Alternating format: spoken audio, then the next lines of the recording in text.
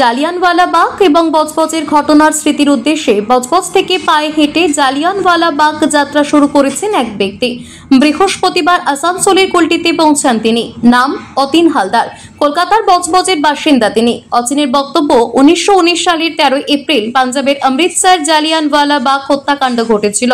সেই ঘটনার 5 বছর আগে 1914 সালে একই ধরনের ঘটনা ঘটেছিল কলকাতার বজবজে।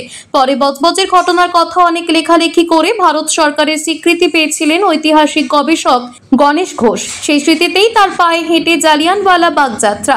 চলতি মাসের 11 ডিসেম্বর বজবজ থেকে যাত্রা শুরু করেছেন তিনি। 1950 কিলোমিটার রাস্তা 4 মাসে অতিক্রম করার কথাও জানান অতীন। বজবজের পোমাকাটা মারু থেকে আমি যাব পাঞ্জাবের জালিয়ানওয়ালাবাগ। কবে বেরিয়েছেন? আমি বেরিয়েছি 11 তারিখ সকাল 5টায়।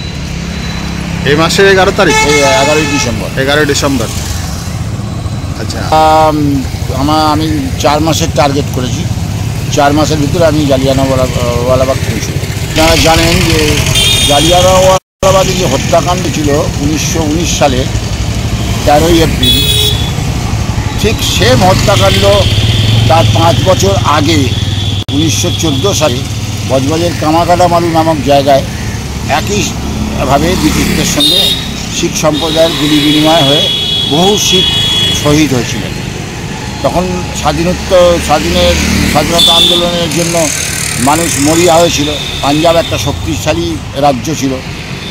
বাংলার যেরকম বিপ্লবীরা আন্দোলনের সঙ্গে যুক্ত ছিল, বুদ্ধি দিয়ে লড়াই করতেন, পাঞ্জাবের শক্তি দিয়ে, বাংলার বুদ্ধি দিয়ে একটা নতুন দিগন্ত তৈরি করার ইতিহাস লক্ষ্য করে এগিয়ে গেছে।